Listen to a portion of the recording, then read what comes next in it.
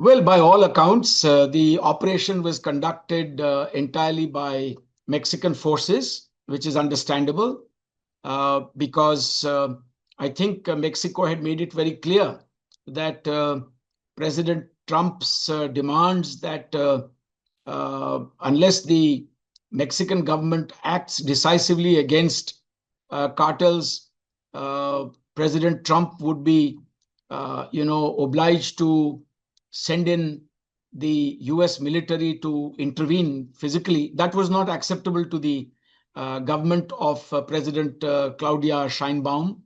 And it would not have been acceptable to Mexican people in general.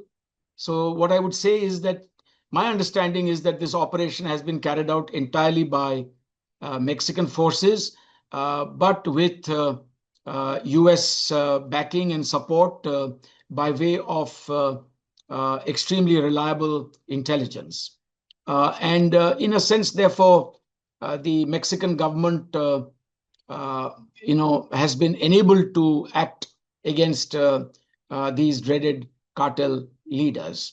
Yes, there would have been US intelligence inputs which would have made this operation a success. I'm not saying that the Mexican government cannot generate intelligence, but it helps to have the United States share intelligence based on most advanced technologies, which the US is capable of.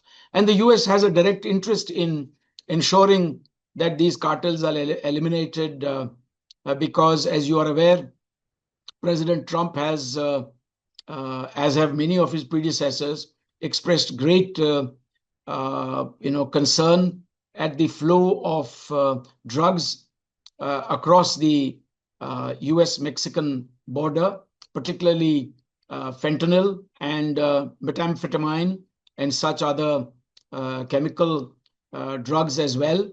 And the US has long demanded that Mexico do something about it.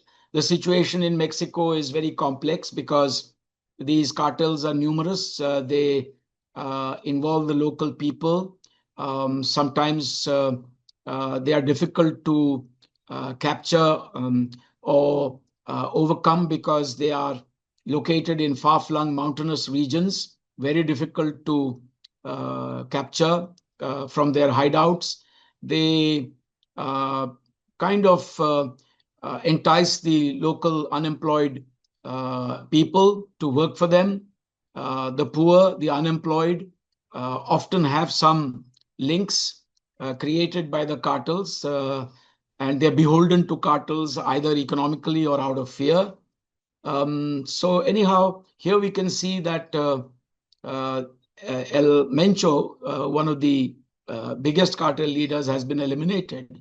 This action comes after a full decade because El Chapo Guzman, the then head of the Sinaloa cartel, was recaptured in an operation in 2016.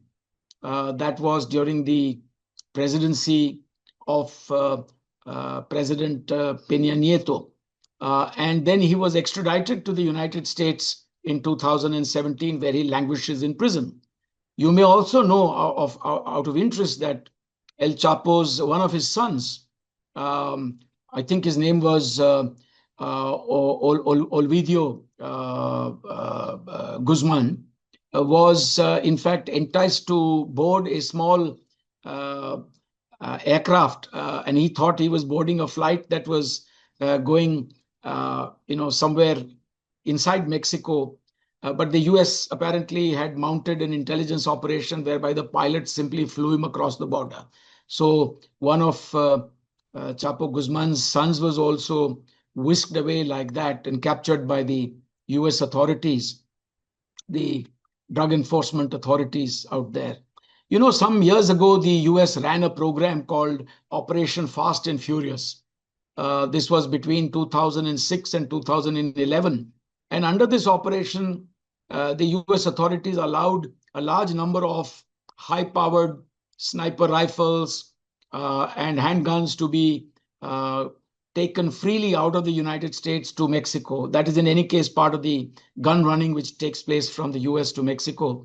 And the idea was that with the original markings on these weapons, the US would then be able to keep tab of how and where they land up in the hands of cartels. But that operation had failed. It only flooded Mexico with a very large number of weapons.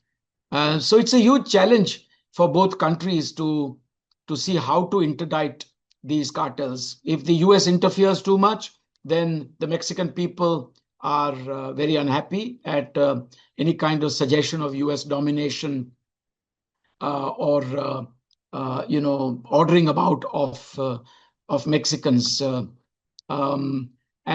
This is an ongoing program. The difficulty in Mexico, if I may mention that as well, is that the cartels have a presence that is widespread across the country, as I mentioned to you. They are often also involved in human trafficking, the mule route, what they call the sort of donkey route across Mexico, run by the coyotes, as they are called. These cartels are also involved in taking people, illegal, migrants across the border into the United States of America. And they are obviously dangerous. They also sometimes have inroads into the politics of Mexico. Yes, of course. So the, Cartel de Jalisco Nueva Generación, as it's called in Spanish, that is CJNG, is a well-known cartel. And it is, in fact, the biggest cartel that is based out of the state of Jalisco, which is an important state from the point of view of Mexico's economy. Its state capital is Guadalajara. Guadalajara is a very, very beautiful city. It is home to very beautiful music called mariachi music. It is also well known. The state of Jalisco is well known for tequila because tequila is a geographic denomination given to the produce made from the blue cactus, that is azul agave, which is home only to Jalisco.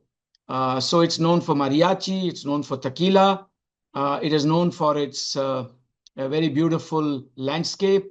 It's got a very strong economy as well. And that is where the Cartel de Jalisco Nueva Generación had come up. It is only one of the cartels of Mexico. There are many other cartels there. As you know, there is the Sinaloa cartel, which was made famous by El Chapo Guzman. If you've been seeing the Netflix series, the Narcos series of Mexico, you would know who El Chapo Guzman was. And he headed the dreaded Sinaloa cartel till he was rearrested in 2016. He had escaped many times. The last time he escaped was in 2015 from a prison called Altiplano, which was a prison located about 60 kilometers north of Mexico. And El Chapo had his people had dug a tunnel beneath the prison, leading elsewhere, a big tunnel through which he could ride a motorcycle on rails and make his escape. So that's that cartel, Sinaloa, that's well known. Then there is the Los Zetas, which is very feared across Mexico, mostly made up of former members of the armed forces and federal forces who have turned renegade. Then you have the La Familia Michoacana, and there is also the Gulf cartel. So there are many cartels. So this particular cartel of Jalisco, the head of which was El Mencho until he was eliminated, is only one of the many cartels of Mexico.